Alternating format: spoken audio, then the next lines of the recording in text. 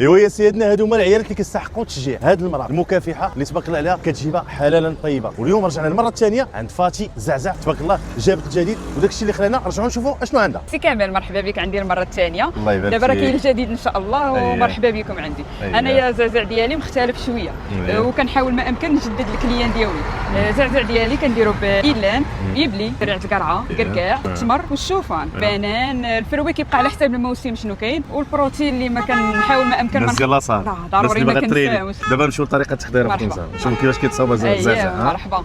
دابا غندير لكم اللي اكثر طالب عندي هنا، نديرو فيه ايبلين، ايلان والريب.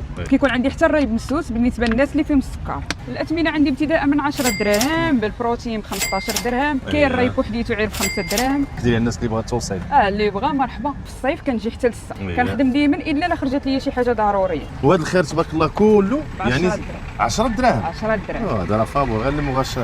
فاطمه زهراء، كنشجعك على المشروع ديالك، تبارك الله عليك، امراه بألف رجل تبارك الله، وداك الشيء زوين، ونتمنوا لك ان شاء الله مسيره موفقه. اخوان دابا وصلنا للوكاليزاسيون ديال فاتي زعزع. كما كتعرفوا المحمديه، هذه هي الطريق ديال الوزيه، كاين فيروج واحد هو اللي كاين اقامه بيتي سكن الشطر الاول والبنك الشعبي، وفاتي زعزع هنا. ولا جيتي اخويا مرحبا بك.